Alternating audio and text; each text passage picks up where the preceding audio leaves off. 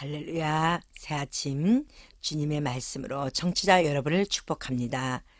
새 아침 하나님이 주신 오늘의 말씀은 레위기 4장 27절로 35절 예배법 속죄제라는 제목으로 여러분과 함께 은혜의 시간을 나누겠습니다.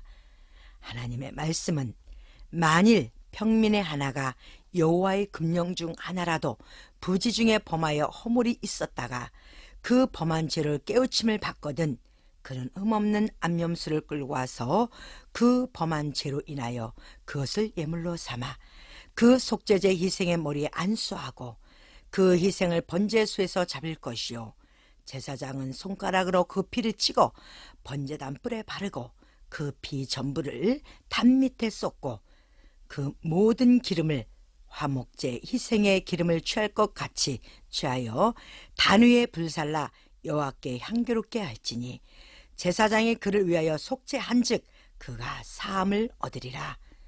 그가 만일 어린 양을 속죄 제물로 가져오려거든 흠없는 암컷을 끌어다가 그 속죄제 희생의 머리에 안수하고 번제 희생을 잡은 곳에서 잡아 속죄를 삼을 것이요 제사장은 그 속죄제 희생의 피를 손가락으로 찍어 번제단 뿔에 바르고 그 피는 전부 단 밑에 쏟고 그 모든 기름을 화목제 어린 양의 기름을 취한 것 같이 취하여 단 위에 불살을 지니 이같이 제사장이 그의 범한 죄에 대하여 그를 위하여 속죄한즉 그가 사함을 얻으리라. 아멘. 우리가 살아가면서 무엇인가 새로운 것을 시작하기를 원합니다. 그래서 우리는 우리 스스로 오늘이 있고 다음 날을 새 날이라고 기억하며 살아가고 있습니다. 그리고 오늘이 소망의 새 날이며 아침이면 좋은 기대감의 하루를 살아갑니다. 그렇다고 어제를 버리라는 것은 아닙니다. 어제보다 좀 더 자신을 행복하게 할 수 있는 날이 새 날에 대한 기대감을 갖고 살아가는 것이라는 겁니다. 인생이 이렇듯 하나님은 우리를 창조하신 분이기에 인생의 속성을 너무 잘 아십니다. 그래서 우리를 만족시키지 못하는 어제의 날이 아니고 진정 기쁨과 즐거움과 행복을 주는 새 날에 대한 조건에 해야 할 일들을 성경을 통하여 기록하고 계십니다. 그것이 속죄제입니다.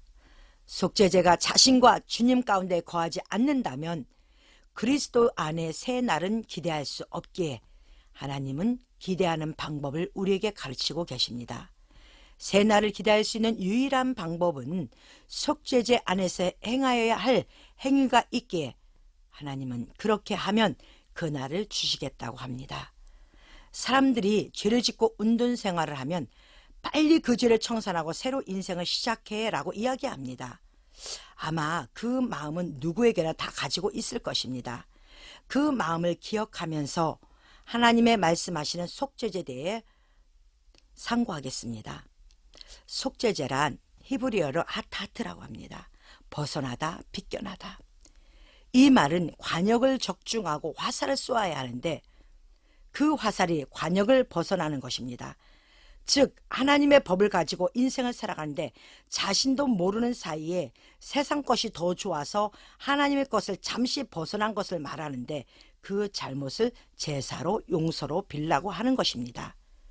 즉 번제가 예수 그리스도 십자가 죽으사 우리의 원죄를 해결해 주셨다면 속죄제는 우리가 날마다 살아감에 있어 하나님을 알고 예수 그리스도를 통하여 구원받은 것도 알지만 세상에 살다 보니 세상 것, 즉 명예, 돈, 욕망 이러한 것들 때문에 하나님이 법을 벗어나서 그것들이 우상이 된 것을 말하는 것인데 이 문제는 반드시 속죄제로 제사함을 받아야 한다는 것입니다.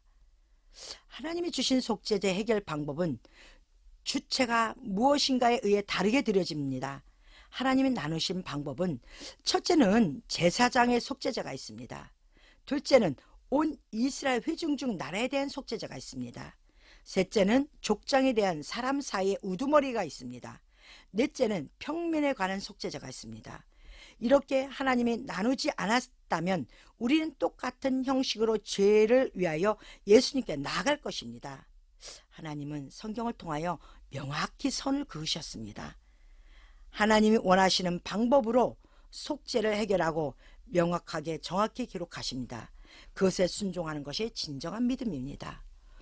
오늘 우리는 평민 즉 모든 성도들에게 국한된 하나님의 요구적 속죄를 알아야 그것을 해결하고 새아침으로 하루를 이기고 나갈 수 있습니다. 먼저 재물에 관해 두 가지가 있습니다. 하나는 흠없는 암염소, 다른 하나는 흠없는 암양. 이 비밀을 먼저 풀어야 할 것입니다. 번제는 반드시 수컷으로 행하여지는데 왜 속죄제는 암컷으로 행하여지는가? 분명히 드러나지 아니하면 그 제사는 헛된 것이 될 수가 있습니다. 번제의 주체는 원죄를 하신 예수 그리스도이시기에 반드시 아들이 되어야 합니다. 즉 수컷이 되어야 하며 속죄제의 주체는 죄를 가지고 있는 이 땅의 백성들 즉 신부들에게 암컷으로 표현된 것입니다. 암컷이라고 여자에게 국한된 것이 아니고 모든 세상의 신부들 즉 성도들에 관하여 말씀하시는 것입니다. 그 시대에 염소를 드릴 능력이 있는 사람도 있고 양으로 드릴 능력이 있는 사람도 있습니다. 형편에 따라서 드려진다면 여기서도 집비둘기, 산비둘기가 나와야 합니다. 여기서 혼란이 올 수도 있습니다. 그러나 우리 하나님의 뜻을 알고 나면 염려할 것이 전혀 없습니다. 여기에 비밀이 있다는 것입니다. 하나님의 계획은 예수 그리스도로 말미암아 죄사함에 해결받는 대상은 사람인 것입니다. 그래서 염소와 양은 사람을 뜻하는 것입니다.